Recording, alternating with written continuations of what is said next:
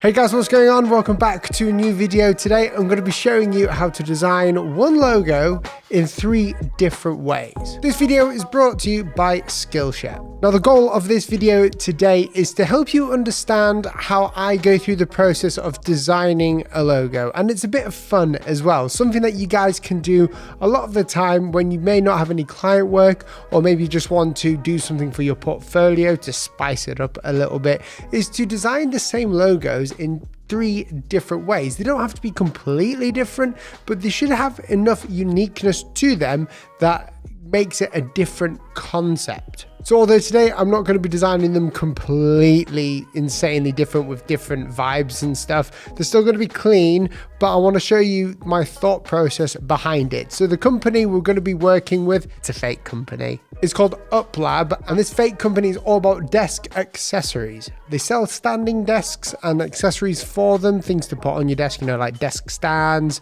monitor stands, things like that. And they are targeting the tech community, so they want to have a very clean vibe logo. Before we get into the video, please press that red subscribe button. If you do, then you'll be able to see all these videos land in your inbox. Make sure to press the notifications as well. And as always, you can always unsubscribe later if you find that you don't like it. So you might as well just subscribe now so you don't miss any. Okay, so I'm in Adobe Illustrator here, and the first thing that I normally do when I'm creating a logo, I've normally sketch first, but today we're just going to go straight in and we're going to call this Uplab. Once I've written it in, I'm going to find a typeface. The one that I'm going to be using today is one that I created myself. I'm quite proud of it. It's a typeface called Lockdown Sans. It's available for purchase and there's a free option. Now the reason why the kerning's a bit strange on this is that it has been kerned so that it's easier to read at very small scales and you can edit it easily. It's a variable font, which I'm going to show you right now. If you increase the weight through this tab up here on the left, you can see that it increases like so. You've also got many different weights down here that you can choose. And you can also change the italicized part of it as well. So you can make it more italic or thicker weight throughout. It's very clean and looks very nice. So I'm going to choose a weight that, you know, I like a lot. I'm going to do this here. And then in fact, I'm going to change this just to a standard U like so. We're going to increase the weight ever so slightly more. So we've got the typography here. I'm just going to play around with the kerning a little bit. So the thing that you can do with this very easily is just press the arrow space and just kern them down to whichever tightness you want. So when this scaled small, you can still read it, but it looks professional. Each letter form is designed to be seen as amazing when it's small and to be really clean for company logos. Okay, because it's called Uplab, we're trying to create the idea and the vibe around a tech company that's clean. So we want to have an icon that goes with this. So you could just have the typography here and that would do as a logo type. But what signifies up? Well, let's think about some generic things. So obviously up, you got the movie. Squirrel. You've also got an arrow, and I'm going to go for an arrow because that seems like the most obvious and the most simplistic shape to identify up. So what I'm going to do to create an arrow really easily is I'm going to press the shape tool. So I'm going to bring out a rectangle to half of it, highlight them both, go to the shape builder tool and just get rid of this. If you don't know what I'm doing, or if I'm going too fast for you, then please check out my other videos. There'll be links somewhere in the description explaining all the different tools that I'm using. From here, I'm going to press Shift and X.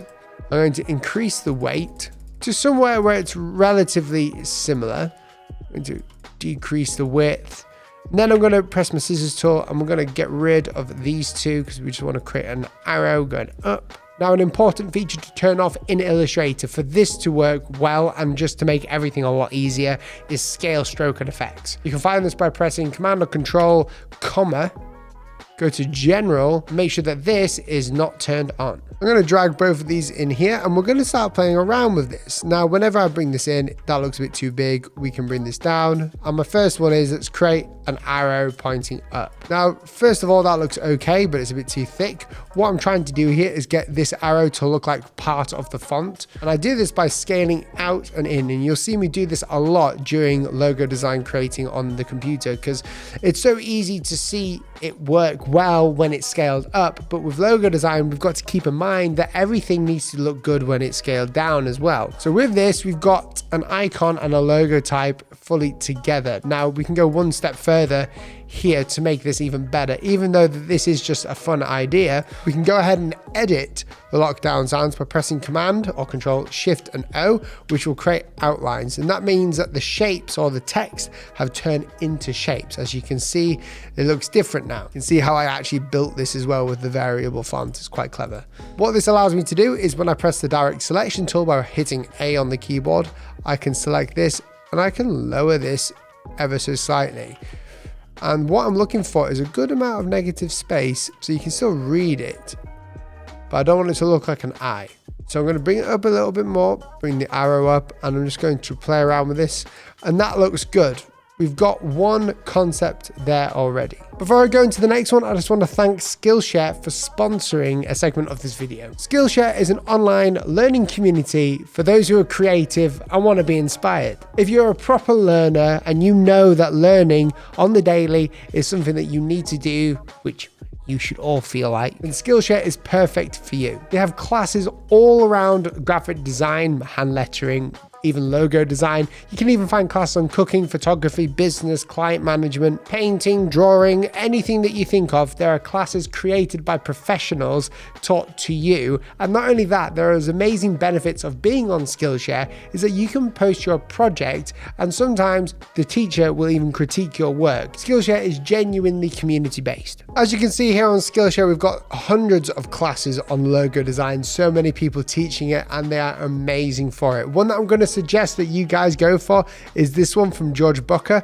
Don't know if I'm pronouncing his name right. If you'd like to learn how to create a logo with grids to make it look beautiful, then this class here is amazing. It talks about the grid systems, how you can do it, and how he creates logos. You can see they're super clean and fun, and you'll learn a lot. And the best thing about Skillshare is that it's less than $10 a month with an annual subscription. The first 1,000 people that will click the link in the description will get a free trial of Skillshare Premium, so you can watch this class if you want to. Okay, on with the second design. What I'm going to do is I'm going to just do this Uplab thing again, like so. I'm going to keep the capital on there, but I'm going to just scale down the weight, because this time I don't want it to be too weighty. And then I'm going to just do some kerning. Boom. Now I like the concept of the arrows, but this time I want it to be like a full-on icon that we can use. And it doesn't matter if this icon is very generic. All we're doing is trying to get one logo in 3 different ways. So I'm going to copy this arrow.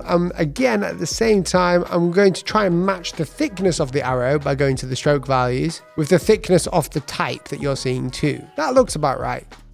Now, something that I'm a massive fan of in logo design is symmetry and repetition. So something to try, I'm going to shift click, alt and drag. I'm going to bring these down and we've got an icon. And in 2 seconds, we've created another logo. Just a piece of information or a little heads up, this isn't the logo process. What we're doing today is actually just generating ideas. We're just freeballing it basically. We're not actually looking into the company's strategy or anything like that. This company has no strategy. We're just trying to get ideas up. And this is a great exercise for any designer, no matter how experienced or inexperienced you are, just to get those creative juices flowing. So we'll just go ahead, bring these over here. We've got 2 logos now. We can see we've got the first one, kind of bold.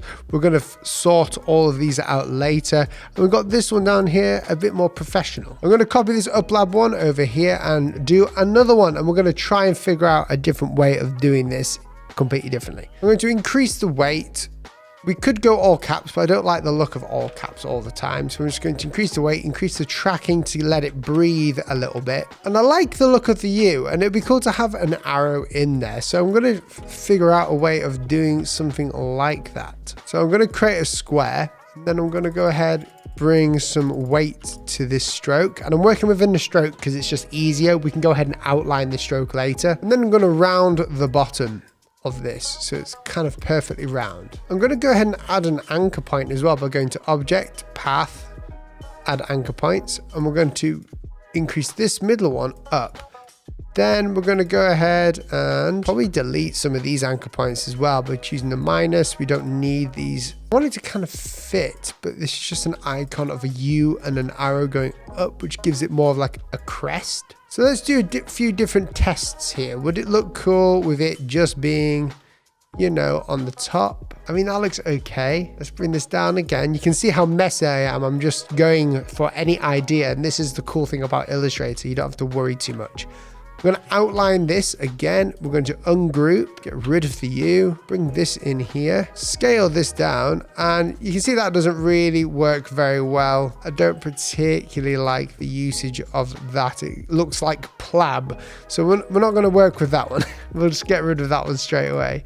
We can play around with this one though and see what we get. What I will do is I might just change that back to a normal U, scale this down a bit, change the width, then we can put the logo either on the top, left or right, and there we go. So now what I'm going to do is show you how to quickly generate color concepts. This is just something that I do, and again, when working on a real branding project, make sure to do the research. Sometimes you can't use these colors, and this is literally just for your portfolio if you wanted to. I'm going to take the first logo and just drag it into this new artboard over here, alt drag. We're going to go to object, path, and outline the stroke, so everything is just a shape. We're going to merge them all together, make it easier. We're going to start adding some color combinations onto here. So I'm going to go ahead and make a square here, not a circle. I'm going to send it to the back. I'm going to then lock it in place for now. We've got it in negative. That looks pretty cool in negative, but I want to change the color. We're going to go into coolers here, and I'm just going to press space bar, and it's going to generate some colors until I find something that I like. So we're going to choose this as the background color. I just copy the hex code. We're going to paste it in. And then as the normal color that we're going to use this one, which is a lighter blue, which looks nice. And then for the accent color, which I want inside of this icon, I don't want to just have this as one bold color. This one. That might not be contrasting enough. Keep playing around with these colors here. Okay, so we've got one there, and I kind of like the color of that. What I'm going to do now is do the same, but just drag this over here, get rid of this logo, and we're going to pull up the second one that we created for some color therapy. What we want to do is outline it, go up to object, path, and outline the stroke so it becomes a shape. We're going to group all these together. We're going to press space until we find a cool color combination that we like. I kind of like this white color. It's not too white. As you can see, it's got a bit of green in it as well. And then again, for the accent color, we're just going to go into here and directly select them by ungrouping, selecting these two, double click, paste it in. Boom, we've got some color in there with an accent. What I like to do with this is accent the icon so it has like a secondary color within it. So there's one that has hierarchy. It just looks a lot more cleaner and professional. For the third one, we're going to do the same. We'll just drag this artboard again, copy and paste it. We're going to choose this color here. So I'm going to copy the hex code. I'm going to go into here, copy this hex code. It might have not enough contrast, but we shall see. We've got this weird sort of muted color there. And obviously with this icon, we can move it to different sides, different ways. And there you guys have it. That is one logo done in 3 different ways, just eyeballing it, seeing what we can create. This is a great way for any logo designer just to get some ideas out there, out of their head. If you don't like sketching logos, which, you know, I wouldn't suggest you don't sketch. I think sketching is a massive part in the process of logo design. But if you just want to go straight into Illustrator, create a couple of cool concepts, you can do this. If you're wondering where the font came from, the link will be down below. There's a 20% off link. It'll be cool if you go check it out. There's also a light version that you can check out for free, but it is only a demo version, so you can't use it in any personal or project portfolios. But if you'd like to purchase the whole thing, you're welcome to do whatever you like with it, really. Thanks for watching, guys. Remember to like, share, comment, subscribe, and I'll see you in the next video. See you soon. Goodbye.